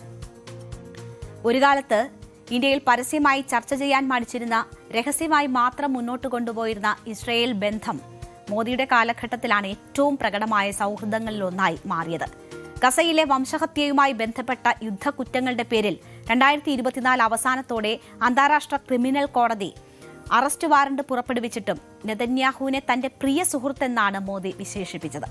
ആഗോളതലത്തിൽ ഒറ്റപ്പെടുമ്പോഴും ഇന്ത്യയുമായുള്ള ബന്ധം ഊഷ്മളമായി നിലനിർത്താൻ ഇരുവരും ശ്രദ്ധിക്കുന്നുണ്ട്. സാങ്കേതിക വിദ്യയിലും സൈനിക മേഖലയിലും മികച്ച വൈദഗ്ധ്യമുള്ള ഇസ്രയേലിനെ അവഗണിക്കാൻ കഴിയില്ല എന്നതാണ് ഇന്ത്യ സ്വീകരിക്കുന്ന നിലപാട്. മേഖലയിലെ നിലവിലെ സാഹചര്യങ്ങളും ഇസ്ലാമിക് നാറ്റോ നീക്കങ്ങളും അറബ് സഖ്യകക്ഷികളുമായുള്ള ബന്ധം നിലനിർത്തിക്കൊണ്ട് തന്നെ ഇസ്രയേലുമായി അടുക്കുന്നത് ഒരു പ്രായോഗിക സമീപനമാണെന്നുള്ള ഇന്ത്യൻ വാദത്തിന് കരുത്ത് പകരുന്നതാണ് ഇപ്പോൾ സംഭവിക്കുന്ന ഓരോ കാര്യങ്ങളും.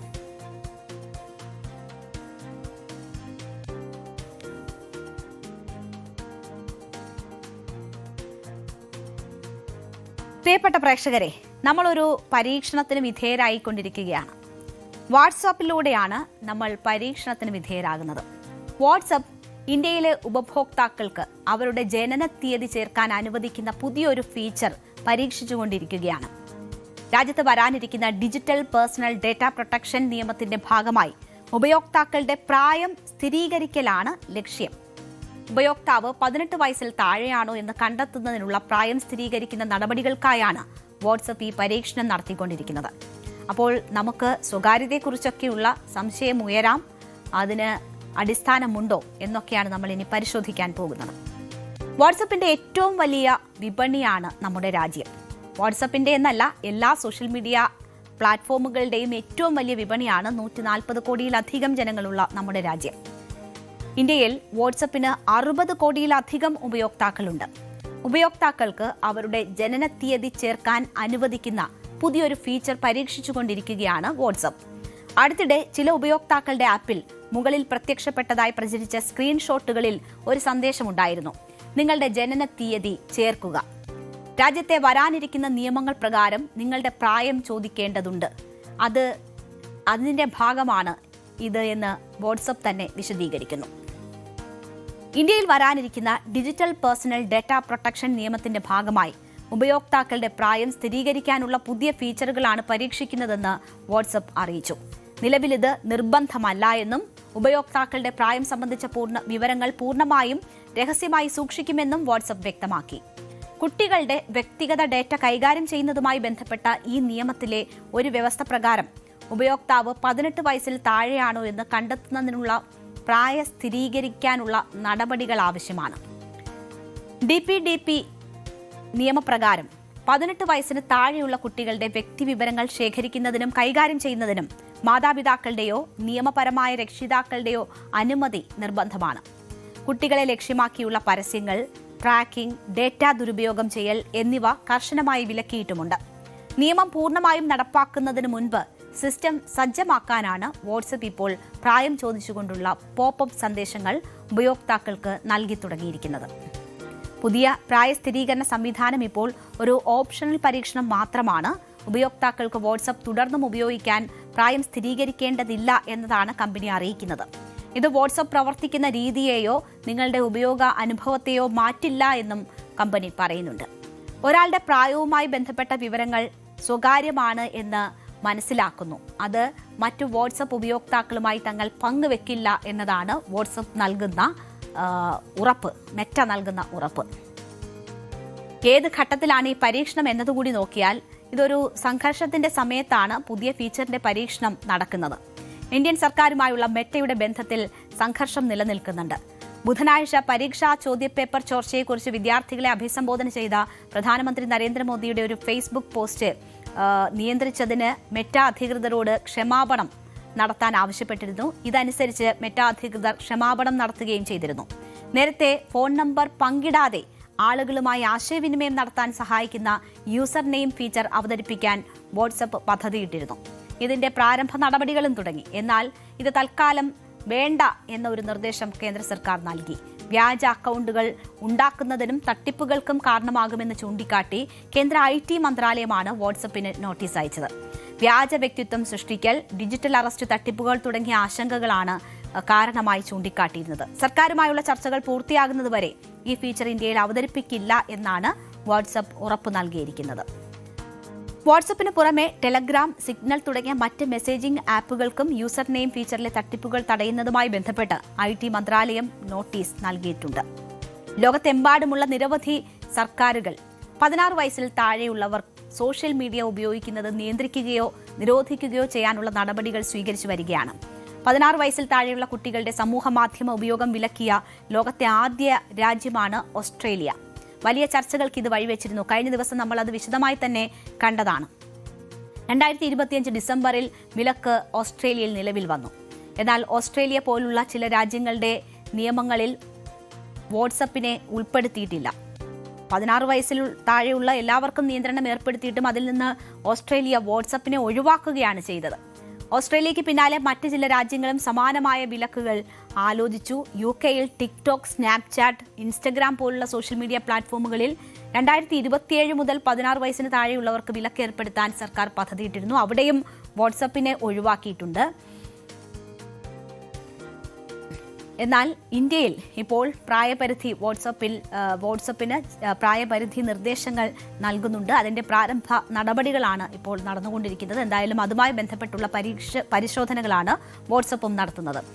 നമ്മുടെ കുട്ടികളുടെ സോഷ്യൽ മീഡിയ ഉപയോഗം നിയന്ത്രിക്കപ്പെടേണ്ടതാണ് എന്ന കാര്യത്തിൽ സംശയമില്ല. കുട്ടികളുടേതെന്ന് മാത്രമല്ല, മുതിർന്നവർക്കും വലിയ രീതിയിലുള്ള അഡിക്ഷൻ ഇതുമായൊക്കെ ബന്ധപ്പെട്ടുണ്ട്. എന്തായാലും ശരിയായ വിധത്തിലുള്ള നടപടികളാണ് ഇതുമായി ബന്ധപ്പെട്ട് വേണ്ടത്. അതിന് ഏതെങ്കിലും തരത്തിൽ ദുരുപയോഗം ഉണ്ടാകരുത്, സ്വകാര്യതയുടെ ലംഘനം ഉണ്ടാകരുത്. എന്തായാലും ആ നിർദ്ദേശങ്ങൾ മനുഷ്യർക്ക് ഉപകാരപ്പെടുന്ന രീതിയിൽ നിയന്ത്രണങ്ങളായാലും നിർദ്ദേശങ്ങളായാലും നടപ്പിലാകട്ടെ എന്ന് നമുക്ക് ആശിക്കാം.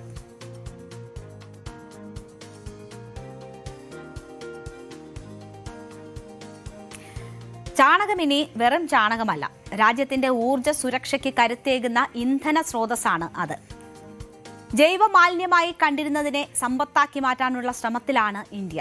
പശ്ചിമേഷ്യയിലെ യുദ്ധം നമുക്ക് മുന്നിൽ ഉയർത്തിയ ഏറ്റവും വലിയ വെല്ലുവിളികളിൽ ഒന്നാണ് ഇന്ധന പ്രതിസന്ധി. നമ്മുടെ ആവശ്യങ്ങളുടെ പകുതിയിലധികം ഇന്ധനവും ഇറക്കുമതിയെയാണ് ആശ്രയിക്കുന്നത്. അതിനാൽ അതിന് ബദൽ കണ്ടെത്തുക എന്നത് രാജ്യത്തിന്റെ പ്രധാന ആവശ്യമായി മാറിയിരിക്കുകയാണ്. LNG ഇറക്കുമതി കുറയ്ക്കാനുള്ള പദ്ധതിക്കാണ് രാജ്യം ഇപ്പോൾ കൂടുതൽ ശ്രദ്ധ പതിപ്പിക്കുന്നത്. ചാണകവും ജൈവമാലിന്യവും ബയോഗ്യാസ് ആക്കി മാറ്റുന്ന ഗോവർദ്ധൻ പദ്ധതിക്കായി 23,731 കോടി രൂപ നീക്കിവെക്കാൻ കേന്ദ്രമന്ത്രിസഭ തീരുമാനിച്ചു. കംപ്രസ്ഡ് ബയോഗ്യാസിനെ അടുത്ത 10 വർഷത്തിനകം രാജ്യത്തെ പ്രധാന ഊർജ്ജ സ്രോതസ്സുകളിൽ ഒന്നാക്കി മാറ്റുകയാണ് പദ്ധതിയുടെ ലക്ഷ്യം.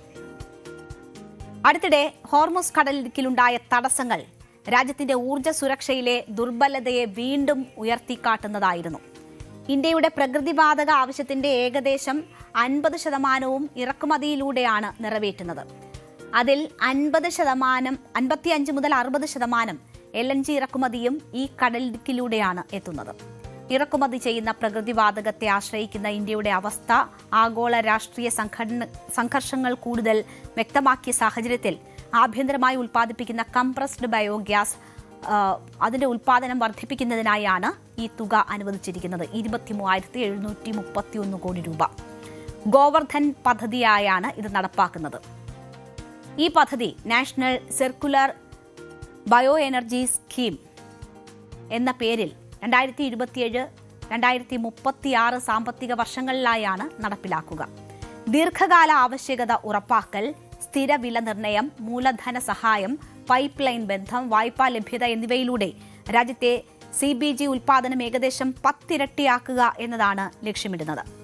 ഈ പദ്ധതി വഴി അടുത്ത 10 വർഷത്തിനുള്ളിൽ LNG ഇറക്കുമതി കുറച്ച് 40,000 കോടിയിലധികം വിദേശ നാണയ ലാഭം ഉണ്ടാക്കാമെന്നും 75,000 കോടി മൂല്യമുള്ള ആഭ്യന്തര ബയോഗ്യാസ് വ്യവസായം വളർത്താമെന്നും സർക്കാർ കണക്കാക്കുന്നുണ്ട്. നിലവിലെ ആഗോള സാഹചര്യത്തിൽ ആഭ്യന്തരമായി ഉൽപ്പാദിപ്പിക്കുന്ന കംപ്രസ്ഡ് ബയോഗ്യാസ് പ്രധാന ബദലായി മാറുമെന്ന് മന്ത്രിസഭാ യോഗത്തിന് ശേഷം മാധ്യമങ്ങളോട് സംസാരിച്ച കേന്ദ്ര വിവര പ്രസാരണ മന്ത്രി അശ്വിനി വൈഷ്ണവ് പറഞ്ഞു. കാർഷിക അവശിഷ്ടങ്ങൾ, കന്നുകാലികളുടെ ചാണകം, പഞ്ചസാര വ്യവസായത്തിലെ പ്രസ് മഡ്, നഗരങ്ങളിലെ ജൈവമാലിന്യങ്ങൾ, മറ്റ് ബയോമാസ് എന്നിവ ഉപയോഗിച്ച് കംപ്രസ്ഡ് ബയോഗ്യാസ് ഉൽപ്പാദിപ്പിക്കുകയാണ് പദ്ധതിയുടെ ലക്ഷ്യം. ഇതിലൂടെ ഇറക്കുമതി ചെയ്യുന്ന പ്രകൃതിവാതകത്തിന് പകരം ശുദ്ധമായ ആഭ്യന്തര ഇന്ധനം ലഭ്യമാക്കാനാകും എന്നതാണ് പ്രതീക്ഷിക്കുന്നത്. ജില്ലാതലത്തിൽ ജൈവ അസംസ്കൃത വസ്തുക്കളുടെ ശേഖരണം, പുതിയ സാങ്കേതിക വിദ്യകളുടെ ഉപയോഗം, പദ്ധതികളുടെ വികസനം എന്നിവയ്ക്ക് പ്രത്യേക ഫണ്ടും അനുവദിക്കും. ഈ പദ്ധതി ഇന്ധന ഉൽപ്പാദനത്തിന് പുറമെ കാർഷിക മാലിന്യങ്ങളുടെ ഫലപ്രദമായ സംസ്കരണം, ജൈവവളത്തിന്റെ ഉൽപ്പാദനം, കർഷകർക്കും ഗ്രാമീണ സംരംഭകർക്കും അധിക വരുമാനം, ഗ്രാമീണ തൊഴിലവസരങ്ങൾ എന്നിവയ്ക്കും സഹായകമാകും എന്നാണ് സർക്കാർ അറിയിക്കുന്നത്. സർക്കാരിന്റെ sustainable alternative towards affordable transportation പദ്ധതിയുടെ തുടർച്ചയായാണ് ഈ സംരംഭവും വരുന്നത്. പദ്ധതിയുടെ ഭാഗമായി ഇതിനകം രാജ്യത്ത് 200-ലധികം കംപ്രസ്ഡ് ബയോഗ്യാസ് പ്ലാന്റുകൾ പ്രവർത്തനം തുടങ്ങിയിട്ടുണ്ട്. പദ്ധതി മൂലമുള്ള നേട്ടങ്ങൾ നോക്കിയാൽ ഇന്ധന ഇറക്കുമതി കുറയ്ക്കുന്നതിലൂടെ 40,000 കോടിയുടെ വിദേശ നാണ്യം ലാഭിക്കാൻ സാധിക്കുമെന്നത്, ഫോസിൽ ഇന്ധന ഉപയോഗം കുറയുന്നതോടെ കാർബൺ ഡയോക്സൈഡ് പുറന്തള്ളുന്നതും കുറയും, അങ്ങനെ പരിസ്ഥിതി മലിനീകരണം കുറയും, 1.5 ലക്ഷം തൊഴിലവസരങ്ങൾ സൃഷ്ടിക്കാൻ കഴിയും, മാലിന്യം ഇന്ധനമാക്കി മാറ്റുന്നതോടെ കർഷകർക്ക് കൂടുതൽ വരുമാനം ഉറപ്പാക്കാൻ കഴിയും, ശുചിത്വം ഉറപ്പാക്കാൻ സാധിക്കും, ജൈവവള ലഭ്യത വർദ്ധിക്കും എന്നതാണ് ലക്ഷ്യമിടുന്നത്. 10 വർഷം കൊണ്ട് CBG ഉൽപാദനം 10 ഇരട്ടിയാക്കുകയാണ് ലക്ഷ്യം. സ്വകാര്യ മേഖലയ്ക്കും പ്ലാന്റുകൾ സ്ഥാപിക്കാൻ അവസരം ലഭിക്കും. ചെറുകിട സംരംഭകർക്ക് മുതൽ മുടക്കിന്റെ 85% വരെ വായ്പയും ലഭ്യമാക്കും. സിറ്റി ഗ്യാസ് പൈപ്പ് ലൈനുകളുമായി ബന്ധിപ്പിച്ചായിരിക്കും ഇന്ധന വിതരണം നടത്തുക. ഇതിനായി പൈപ്ഡ് നാച്ചുറൽ ഗ്യാസിൽ CBG ചേർക്കാനും ധാരണയായിട്ടുണ്ട്. പ്രതിദിനം 1 ടൺ ഉൽപാദനശേഷിക്ക് 2 കോടി രൂപ വരെ മൂലധന സഹായവും ലഭിക്കും. വിലസ്ഥിരതയും പദ്ധതിയുടെ പ്രത്യേകതയാണ്. 2018 സ്വച്ഛ് ഭാരത് മിഷൻ പദ്ധതിയുടെ ഭാഗമായാണ് ഗോവർദ്ധൻ പദ്ധതി ആരംഭിച്ചത്. കുടുംബങ്ങൾക്കായി ചെറിയ ബയോഗ്യാസ് പ്ലാന്റുകൾ, തദ്ദേശ സ്ഥാപനങ്ങളും സ്വയം സഹായ സംഘങ്ങളും ചേർന്ന് നടത്തുന്ന കമ്മ്യൂണിറ്റി പ്ലാന്റുകൾ, ജൈവമാലിന്യ സംസ്കരണത്തിനായി വാണിജ്യാടിസ്ഥാനത്തിലുള്ള CBG പ്ലാന്റുകൾ എന്നിവയ്ക്കാണ് സഹായം ലഭ്യമാക്കുക. രാജ്യത്ത് ഇതിനകം 217 CBG പ്ലാന്റുകൾ പ്രവർത്തനം തുടങ്ങിയിട്ടുണ്ട്. കൊച്ചിയിൽ BPCL സ്ഥാപിച്ച ഒരു പ്ലാന്റാണ് കേരളത്തിൽ നിലവിൽ പ്രവർത്തിക്കുന്നത്. എന്തായാലും അങ്ങനെ ഒരു കാലത്ത് മാലിന്യമായി കണക്കാക്കിയിരുന്ന ചാണകവും ജൈവ മാലിന്യങ്ങളും ഇന്ന് ഇന്ത്യയുടെ ഊർജ്ജ ഭാവിയെ രൂപപ്പെടുത്തുന്ന വിഭവങ്ങളായി തന്നെ മാറുകയാണ്. വിദേശ ഇന്ധന ആശ്രയം കുറച്ചുകൊണ്ട് മാലിന്യത്തെ സമ്പത്താക്കി മാറ്റുകയും കർഷകർക്ക് അധിക വരുമാനം സൃഷ്ടിക്കുകയും ചെയ്യുന്ന ഒരു നീക്കമാണ് ഇത്. ഊർജ്ജ സുരക്ഷയിലേക്കും സ്വയം പര്യാപ്തതയിലേക്കുമുള്ള രാജ്യത്തിന്റെ ഒരു സുപ്രധാന ചുവടുവയ്പായി ഇത് മാറുമെന്നതാണ് പ്രതീക്ഷിക്കപ്പെടുന്നത്. നമ്മുടെ നേരം വൈകുന്നേരത്തിന്റെ സമയം പൂർണ്ണമാകുന്നു. ഇടവേളയ്ക്ക് ശേഷം ലൈവ് at 6 കാണാം. രഞ്ജിത്ത് രാമചന്ദ്രൻ ചെയ്യും.